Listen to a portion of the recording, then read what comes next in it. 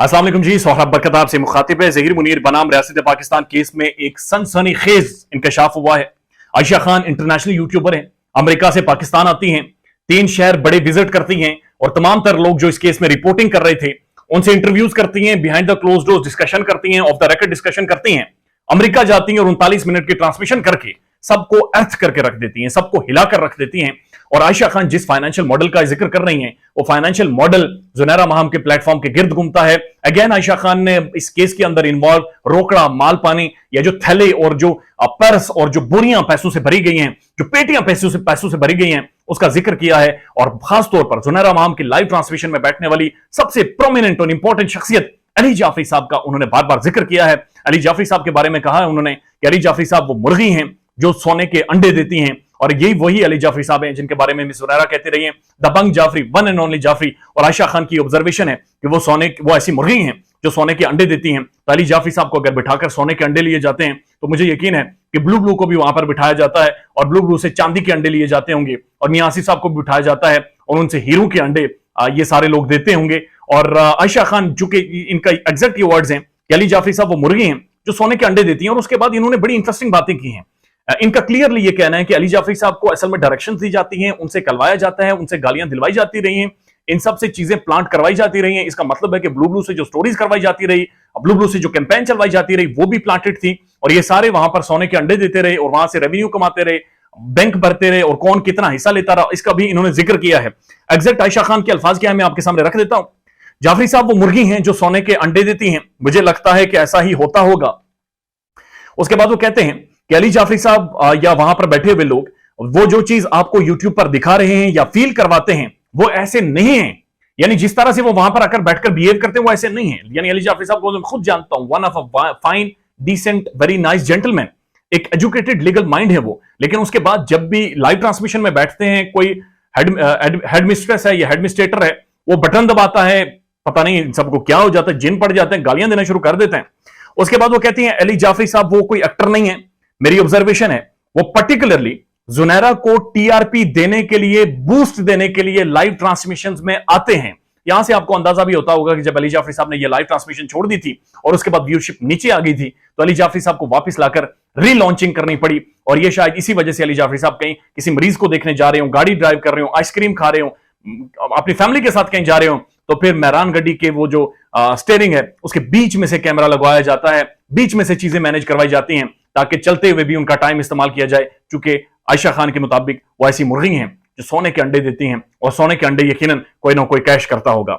उसके बाद वो कहती हैं कि अली जाफरी साहब को बाकायदे से बूस्ट देने के लिए कहा जाता है कि अली जाफरी साहब थोड़ा ऐसे करना है, ये वाली बात करनी है ताकि जुनैरा की लाइव को टीआरपी मिल जाए, बूस्ट मिल जाए।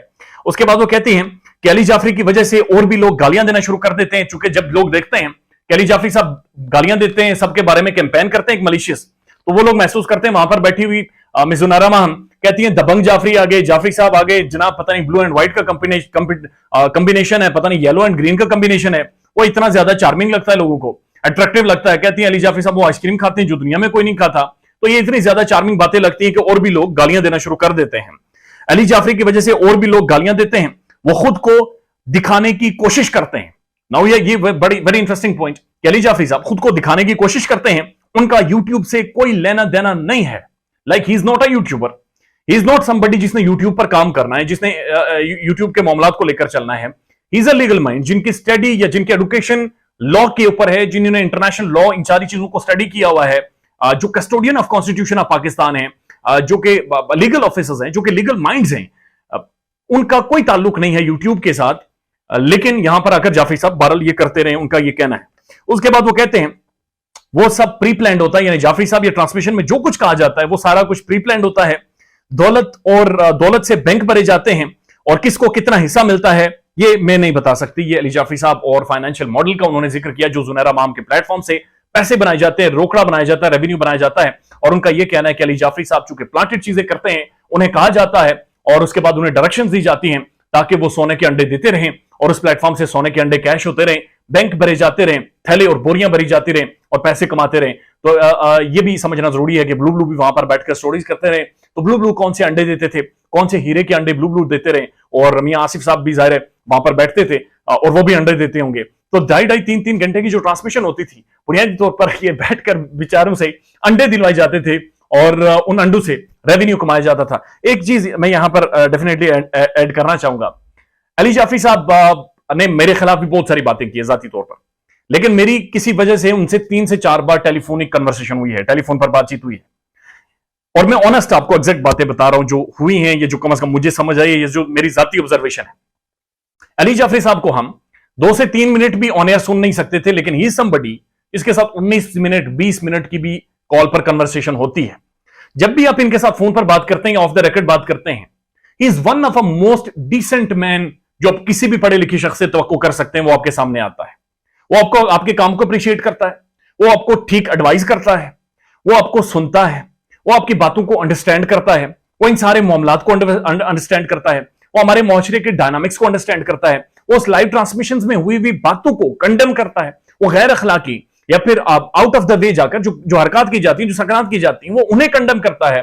फिर क्या होता है कि लाइव ट्रांसमिशन में बैठते हैं और अली जाफरी साहब या फिर उनके साथ बैठे हुए लोग एक ऐसी कैंपेन शुरू कर देते हैं जो कि उनकी शख्सियत के मुताबिक नहीं है, जो कि उनकी जात के मुताबिक नहीं है, जो कि उनकी तालीम की जो जो जो जो एक अपीयरेंस होती है वो नहीं है।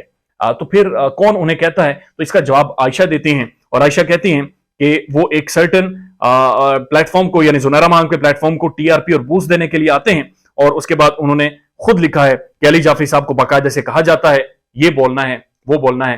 दैट शोज के एक बड़ा ही भयानक किस्म का फाइनेंशियल मॉडल इन्वॉल्व है, जिसके अंदर हमारे प्रोमिनेंट साथियों को और एक लीगल माइंड्स को, एक one of the brilliant advocates को एक्सप्लॉइट किया जाता है, उनकी एक्सपर्टीज को एक्सप्लॉइट किया जाता है।